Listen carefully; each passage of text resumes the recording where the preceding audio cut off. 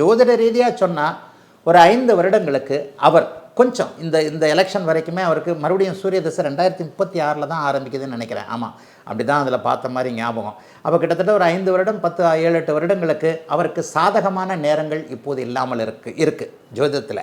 அப்போ என்ன நடக்கும்? அவர் கட்சி ஆரம்பிக்கும் போது ஒரு ஏகப்பட்ட எதிர்பார்ப்பில் ஆரம்பிச்சிருப்பார். எப்படி ஆரம்பிச்சிருப்பார்? 2026 நான் தான் முதலமைச்சர், அல்லது நான் முதலமைச்சரை தீர்மானிக்கக்கூடிய இடத்துல இருப்பேன். இல்லைங்க, அந்த மாதிரி இதெல்லாம் இல்லை. ஆக விஜய்க்கு இப்போது இறங்கு முகம். விஜய் யாரு கூடயாவது சேர்றாருன்னு வைங்க, எடப்பாடியார் ஜாதகம் ரொம்ப வலிமையான ஜாதகம், டஃப் கொடுக்கக்கூடிய ஜாதகம் தானே. இதை சொல்கிறதுக்கு ஒரு ஜோசியரே தேவையில்லை. திமுகவுக்கு மாற்றுதுன்னா அதிமுக தான், அதிமுகவுக்கு மாற்றுதுன்னா திமுக தான். அது நம்முடைய ஜென்ரேஷனில் அப்படித்தானே இருக்குது.